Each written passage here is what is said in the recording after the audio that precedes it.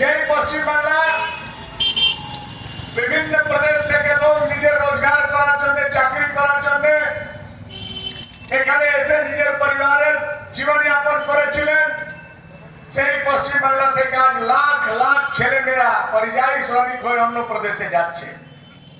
একবার হাওড়া স্টেশনে যান, গিয়ে একটু সাউথের ট্রেনের অবস্থা দেখে আসুন। লাইন দিয়ে ট্রেনে উঠছে যারা, তারা সবাই পেশেন্ট। যার শরীর খারাপ হচ্ছে, বেশি শরীর খারাপ হলে সাউথে যেতে হবে, পশ্চিম বাংলায় ইলাজ নেই। ছেলেমেয়েরা যদি হায়ার এডুকেশনের যাদের ইচ্ছা আছে, পরিবারের কাছে দুটো পয়সা আছে, তার ছেলে মেয়ে আর পশ্চিম বাংলায় পড়ছে না, বাইরে চলে যাচ্ছে।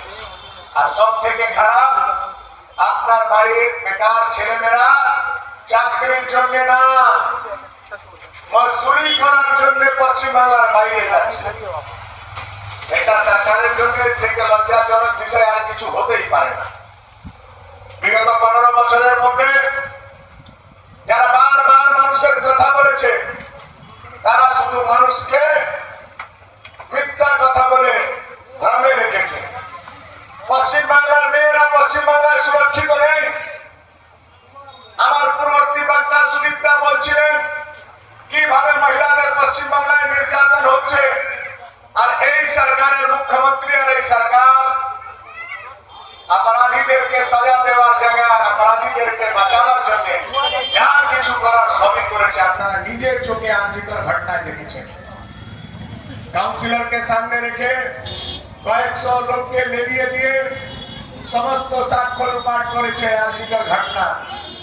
সবকিছু আপনারা নিজের চোখে লাইভ দেখেছেন।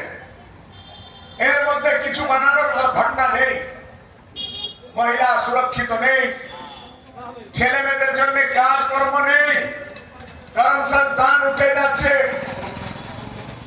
6800 কলকারখানা বন্ধ হয়ে অন্য প্রদেশে চলে গেছে।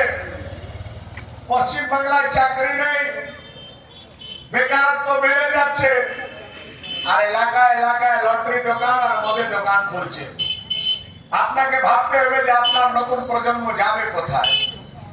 এবার ভোট যখন দিতে যাবেন, একবার ভাববেন যে আপনার বাড়িতে যে ছেলেমেয়েরা আছে, যাকে আপনি অনেক কষ্ট করে পড়াশোনা করাচ্ছেন, এই পড়াশোনা করার পর তাদের ভবিষ্যৎ পশ্চিম বাংলায় কি আছে। এই পশ্চিম বাংলায় তারা কি চাকরি পেতে পারে? এমনিতে তো চাকরি নেই। যে কয়েকটি চাকরি বেরোচ্ছে, সেই সমস্ত চাকরি পার্থ চ্যাটার্জির মতো নেতারা চুরি করে বিক্রি করে দিচ্ছে। কিছু চাকরি নিজের আত্মীয়দেরকে দিয়ে দিচ্ছে, বাদ বাকি চাকরি ক্যাশ টাকায় বিক্রি করেছে। সেটা বিজেপির বলার কথা নেই, আপনারা নিজে দেখেছেন। পার্থ চ্যাটার্জির গার্লফ্রেন্ড বাড়ি থেকে ক্যাশ 50 কোটি থেকে বেশি টাকা ধরা পড়েছে। গরিব মানুষের জন্য কেন্দ্র থেকে পাঠাবার চাল চুরি করেছে টিএমসি। তার খাদ্যমন্ত্রী জেল খেটে এসছে। আপনি কল্পনা করুন যে 15 বছরের টিএমসি কি ছেড়েছে। পাথর চুরি করেছে, বালি চুরি করেছে, গরু পাচার করেছে, যেখানে যা পেয়েছে সে সব লুটে পুটে খেয়েছে। পশ্চিম বাংলাকে একেবারে ভেন্টিলেটরে পৌঁছে দিয়েছে। রাজ্য সরকারের কর্মচারীরা নিজের প্রাপ্য সে স্যালারি পাচ্ছে না। সারা ভারতবর্ষে সরকারি কর্মচারীরা 7th পে কমিশন পাচ্ছে, আর পশ্চিম বাংলা এখনো ধীরে ধীরে ধীরে ধীরে করে মুখ্যমন্ত্রীর আশায় আছে যে কখন ওনার দয়া এসে যাবে আর কিছু বাড়িয়ে দেবেন।